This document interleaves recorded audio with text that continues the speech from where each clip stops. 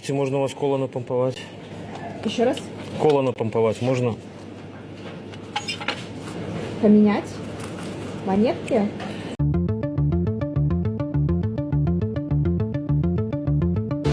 Я б таксама перапытала, потым дапяла.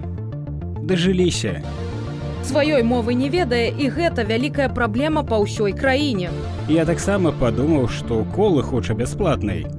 Не дзіва, народ з запаланеннем расейскай мовы паўсюль пачаў забываць родную мову.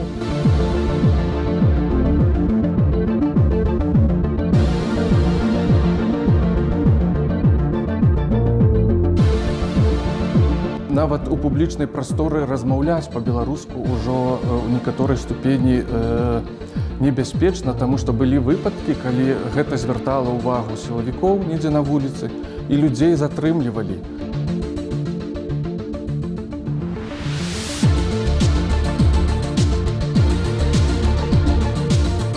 Каб разумець агулам, дзе русіфікацыя большая, дзе меншая, на якія рэгіёны трэба больш звярнуць увагу. І я вырашыў звярнуцца ў кожны раён Беларусі, у кожны раённы цэнтр, таксама абласныя цэнтры і у вялікія гарады з пытаннем, колькі канкрэтна дзяцей вучыцца па-беларуску у Беларусі. Шмат хто гэту статыстыку не дае, спасылаючыся на тое, што яна не закранае наўпрост мае правы, законныя інтарэсы, што гэта статыстыка ёсць у вольным доступе, але у адкрытым доступе няма такой інфармацыі, дзе сказана, дзе колькі канкрэтна дзяцей вучацца на беларускай мове.